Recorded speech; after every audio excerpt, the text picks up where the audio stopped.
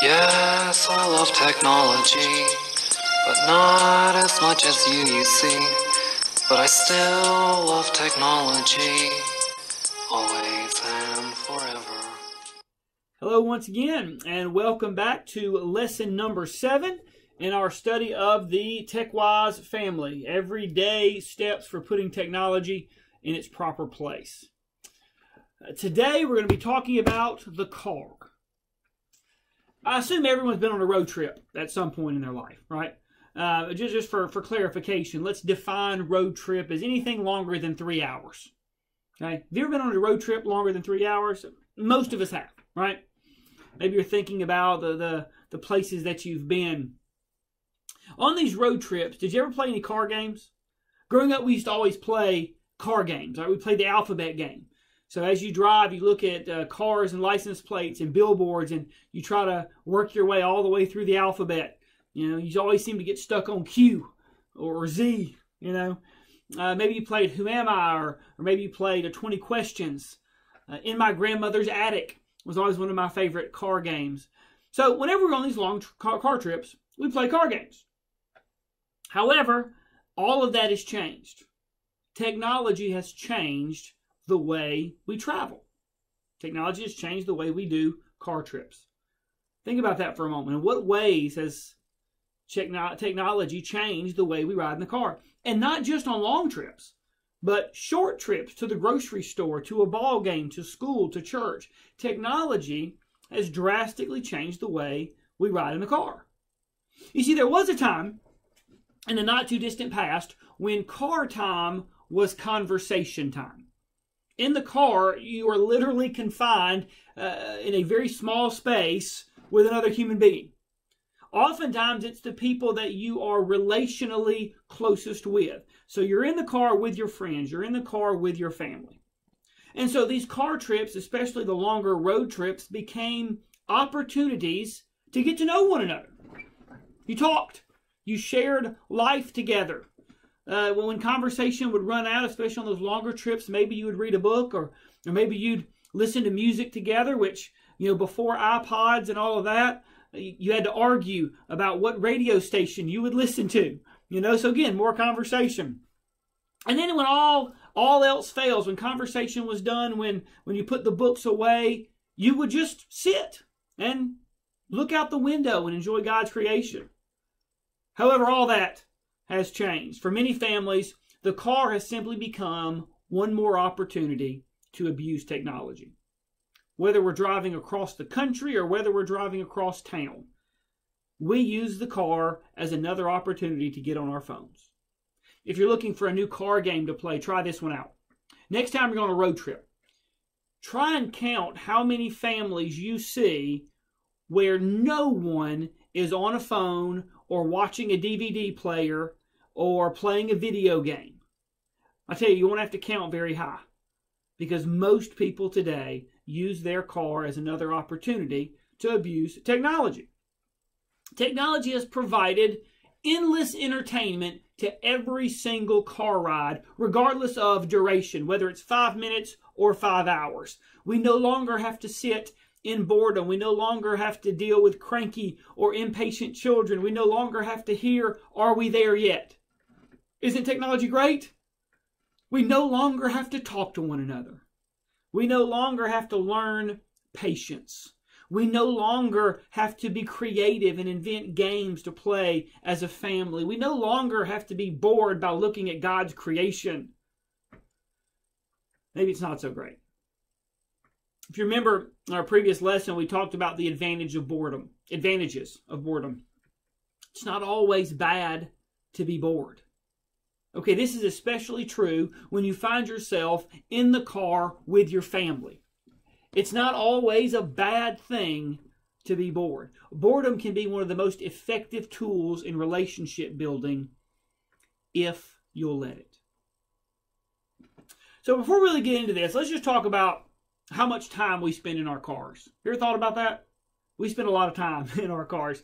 The average American, according to the AAA, this is a USA Today. According to USA Today, the average American has a 25-minute commute to work one way. So the average American drives 25 minutes to work one way. I don't know what yours is. Maybe it's a little shorter. Maybe it's a little longer. To church, the average commute is somewhere between 6 minutes and 15 minutes. Okay, so we usually go to church a little closer than where we work, but we still have, according to a Lifeway research, 6 minutes or longer. Most Americans have to travel at 6 minutes or longer. 32% they have to drive 16 minutes or more. So you're in the car for a little while. And this is just to work in church. This says nothing about all the other trips we take to the grocery store, to ball games, to other events. Again, according to AAA, Americans spend over 24 hours a month in their car, for a total of over 293 hours a year we spend in our car.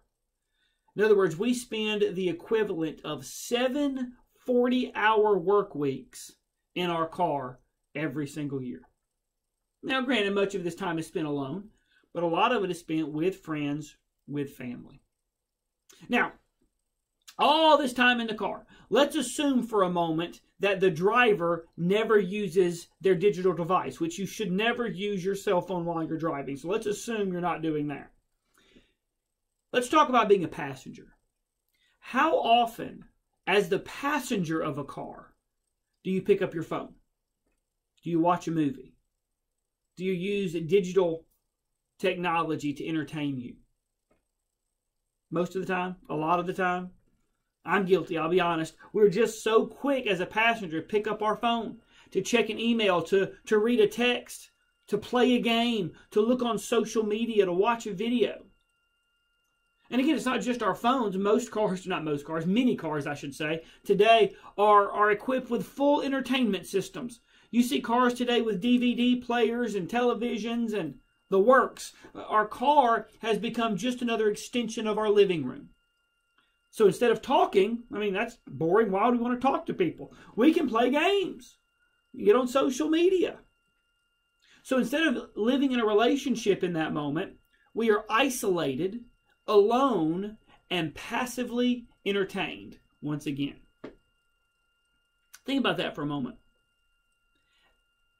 At a moment when we are within arm's reach of another human being, physically, mentally and emotionally, we're a million miles away. So is that good or bad? Again, thus far we've just kind of stated the facts. Here are the facts. We're in the car a lot, and most of us use digital devices and technology in the car to entertain us. But is that a good thing, or is it a bad thing? Is it a positive, or is it a negative? What do you think? While technology has definitely improved our commute in the sense that our children are a little more quiet and our children are a little more entertained, this is another instance where technology, or the abuse, I should say, of technology is really harming our relationships. I think we can all agree that conversation is the lifeblood of any relationship. You cannot have a healthy relationship with your spouse or with your children or with your family without conversation. Now, do you think technology in the car is helping conversation or hurting conversation? That's an obvious answer, right? Anytime we bury our face in a digital device, we're hurting conversation. It's always a hindrance. And you know this is true. If you've ever tried talking to someone who is constantly looking at their phone or a tablet or a TV screen, what do? You stop talking. You see, you begin to feel that you're the interruption. So you stop. We've established that communication is key to any good relationship. We've established that many of us spend a lot of time in the car with other people. So what if, there's a big what if, instead of using devices to isolate ourselves in the car, what if we made TechWise commitment number 7? And TechWise commitment number 7 is this: car time is conversation time. Car time is conversation time. Just a few moments ago, we were talking about the average commute times to work and to church. This wasn't just useless information. By the way, there was a purpose. In a 2015 study, author Sherry Turkle published a book titled Reclaiming Conversation, the Power of Talk in a Digital Age. According to this study, the author found that most conversations take at least 7 minutes to really begin. Up until that point, we are able to rely on our usual repertoire of topics, the weather, routine reports about our day, minimal and predictable chit-chat. But around 7 minutes, there is almost always a point where someone takes a risk or could take a risk. All true conversations really are risks, exercises in improvisation where we have to listen and respond without knowing fully what is coming next, even out of our own mouths. Think about this for a moment. I think you'll agree. When we first run into someone, we first get in the car with someone, whether it's for a short trip or a long trip, we begin with the pleasantries. We begin with, hello, how are you? I'm fine, how are you? I'm fine. What's up? Nothing new. What's up with you? And for the first 2, 3, 4, 5 minutes, we can just talk about boring stuff. How's the weather? Yeah, it's hot outside, right? Here in Alabama, it's always hot outside. So, yeah. But somewhere around that 7-minute mark, conversations begin to get deep. Because we've talked about the weather, and we've said what's up, and we've said how are you, and now someone has to make a decision. Will things get deeper? We've already looked at the statistics. Most of our car rides are more than 7 minutes long. To work, to church, to other places. Most of our car rides take 15, 20, even 30 minutes sometimes. These are perfect opportunities to communicate, to talk, to have conversations, and listen, to go deeper than the surface level pleasantries. The longer the car ride, the more opportunities we have to live and share life together, to get to know one another, to share the joys and the concerns and the successes and the failures and the praises and the prayer requests that we have in life. But there's a catch. You cannot pick up your phone. You cannot pick up your phone the moment there's a lull in the conversation. And that's what we do. The moment someone goes silent for 10 seconds, we pick up our phone. And it kills conversation. Again, according to that same study, author Sherry Turkle says this: a conversation interrupted several times before the 7-minute mark does not get deeper more slowly. It stays shallow, as each party makes room for the other to opt out and return to their device. Again, think about this and you'll know this is true. When you're talking to somebody who keeps checking their phone, you don't want to talk about anything deep. You don't want to talk about anything meaningful. Because every 30 seconds, every minute, they look at their phone and you stop. So what happens? The conversation stays shallow. Again, I think we'd all agree that we've experienced this. When a conversation is repeatedly interrupted by someone looking at their phone, by someone looking at the TV, what do? We stop talking, and then usually we respond in kind. We pick up our phone. If you're on your phone, I pick up my phone. If you're watching TV, I watch TV. Listen to me. This is crucial. We begin to feel that it is the conversation that is getting in the way. We begin to feel that it is the relationship that is the inconvenience. So we stop talking so that we can play on our phones or that we can watch TV. The relationship, the conversation is sacrificed so that each person can individually, all by themselves, play on their phones or watch TV. What if we made this commitment that car time is conversation time? I'm not saying if you're a pastor you can never look at your phone if a call comes in or something important comes in. But what if we made the commitment that we're going to put down the phones? We're not going to look at social media. We're not going to play games. We're not just going to text other people when we're with other people. I'm sorry, folks, that's just rude. Okay, this isn't what this lesson's about, but let me take 10 seconds to say, when you're with somebody else and you can't talk to them because you're texting other people, it's just rude. All right? Moving on. How is this going to look practically? What if we make this commitment? Car time is conversation time. What will this look like practically? Let's start with the short trips. Okay, we'll talk about long road trips in a minute. These short trips to the grocery store, to school every day if you have young kids, to work, whatever. What if we put down the phones? If the majority of our car rides are 7 minutes or more, what if we committed that those 7 minutes or more were going to be conversation time? We're going to purposely stop looking for temporary distraction on our phone, and we're going to commit to that relationship.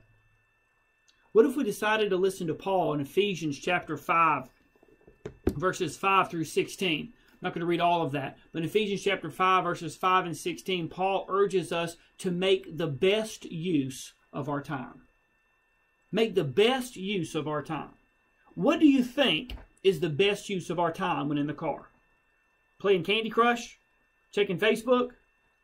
Or building a relationship with that person who's in the car with us? Yes, there are going to be some awkward silences. And here's the challenge. Here's the hard part. When that awkward silence comes, refuse to pick up your phone. Stick to your no technology stance. And listen to me, an amazing thing is going to happen in that awkward silence. If you refuse to pick up your phone, an amazing thing is going to happen. You're going to get a little bored. And then boredom is going to give way to thought.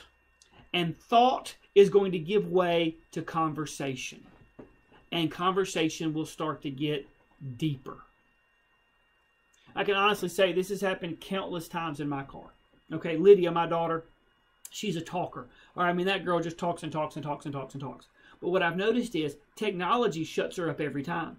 If she has a phone, if she has a TV, she's quiet. Right? But if I keep that away from her, she's talking and she's talking. And the more we're in the car, the more I get to hear about her day. If I pick her up from school and say, Lydia, what did you do at school today? She says the same thing every kid says. Nothing. Hey, Lydia, what'd you learn today? Nothing. Hey, Lydia, what'd you do today? Nothing. Hey, Lydia, who'd you play with? I don't remember. But if I wait, I don't give her a phone, I don't give her a tablet, I don't give her anything. If I just wait, she gets bored and she starts to talk. And next thing I know, she's telling me all about her day. She's telling me everything she did and everyone she played with. She's telling me what the lessons were about. She's telling me who she likes and who she doesn't like, or who she doesn't get along with and who she gets along with. But all of that only happens after we've given time for boredom to get in the mix. You know, not only will we get to know each other better, not only will we improve our conversation, but we'll also grow in patience, which is a very important virtue. Okay? Author, again, of this book, Andy Crouch, writes this. He says, honestly, I get it. When you're just trying to get the groceries home while they're still frozen, without dealing with a meltdown in the third row of the minivan, a little bewitched silence is close to heaven. Who wants to turn every trip home from the store into an opportunity to build character? Except, of course, that's exactly what character is made of. Daily, slow, sometimes painstaking steps toward handling everyday challenges with courage and grace. Listen closely. If we want to be more patient, we need opportunities to practice patience. If you want your children to learn patience, they must have opportunities to practice patience. If every time your child gets a little bored, you hand them a phone, you hand them a tablet, you turn on the TV, they're not learning patience. They're learning that they must be entertained at every moment. Ephesians chapter 4, verses 1 and 2, Paul says this. I therefore, a prisoner of the Lord, urge you to walk in a manner worthy of the calling to which you have been called, with all humility and gentleness, with patience. Listen to me. With patience, bearing with one another in love. The car gives us an opportunity to live with patience. The car gives us an opportunity to bear with one another in love, but this does not happen naturally. This is something that we must practice. It is something that we must teach our children. Do you want to know why this generation gets bored so easily? Because we've taught them that they must be entertained. Do you know why this generation has to have their face buried in a phone every single moment of every single day? Because we have not taught them patience. Because every second they get bored, we give them something to do. How many times have our children complained, I'm bored, I'm bored. But when we immediately eliminate their boredom with passive digital entertainment, we're not teaching them patience. We're teaching them they must be entertained. We are teaching them that they must be distracted. We're teaching them that they don't need to think. They don't need to be alone with their thoughts. They don't need to be alone with the Lord. They just need to be entertained. How do you think that's working out in society, folks? I think it's pretty bad. The short trips you make every single day, the short trips I make every day to school, to the store, to the ball game, they're all great opportunities to teach patience, to teach ourselves and our children how to bear with one another in love, to encourage relationship building. Remember what we said last week, a little boredom is not always a bad thing. In fact, boredom with technology is a recipe for disaster. We're going to talk more about that next week. Boredom with technology is a recipe for disaster, but boredom without technology can foster creativity. Boredom without technology can foster relationship building. Now, what about those long trips? What about when you got that long trip for vacation, you're going to be in the car for 3 hours or 4 hours or 5 hours or 10 hours? Surely it's best just to put on a movie and keep everybody quiet, right? Once again, legalism is never our goal. Sure, there are times when a movie is a great addition to a road trip. I'm not saying never use technology, never play games, never watch movies. That's not what I'm saying. All right? Technology can be a great addition to a long road trip when used in moderation. Okay? Everything we've said about short road trips can be said about long road trips. Instead of seeing them as an inconvenience, look at them as an opportunity. Right? Bring back the car games. Play games with your family as you drive, or better yet, invent your own car game. Right? How about books? You ever heard of these things? Bring a book along. Yes, books are more isolating than conversations, but reading a book has many more advantages than playing Candy Crush or playing on the telephone. Okay? Reading increases our vocabulary. Reading utilizes our imagination. Furthermore, reading improves our ability for conversation. So if you got a long road trip, bring a book or bring a magazine. And when you take a break from your reading, share with the rest of the car what you're reading. And here's the truth, folks. We spend so much time in our car. Probably, if we're honest, more time than we want to spend in our car. We're in our car. But if our goal is to grow in courage and in wisdom, car time can be a blessing. Car time can be a time where we grow in our relationships, when we grow in courage, when we grow in wisdom. But we have to be intentional. We have to set the technology down. We have to say, you know what, I'm not going to be passively entertained. I'm going to live life with the people that are in the car with me. It's not going to be easy. It's not always going to be fun. It's not always going to be what you want to do. Crouch writes, none of this comes automatically or easily for children or parents. There will be childish meltdowns on the part of children and parents. Something about the confined quarters and limited options of the car brings out the very worst in all of us at one time or another. Of course, that too is part of developing wisdom. Again, there used to be a time when we got in the car and we drove, right? We got in the car and we went for an hour, or 2 hours, or 5 hours, and we talked and we played games. We got mad at each other, and we hit each other, we hated each other, and then we made up and we were friends again. Technology has taken a lot of that away from us. That's only because we let it. We can put technology back in its proper place if we're willing to. But one of the ways we can do that is by making commitment number 7. Car time is conversation time. Next week, we continue with TechWise commitment number 8. Spouses have one another's passwords and parents have total access to children's devices. Title of next week's lesson is Naked and Unashamed. That's right.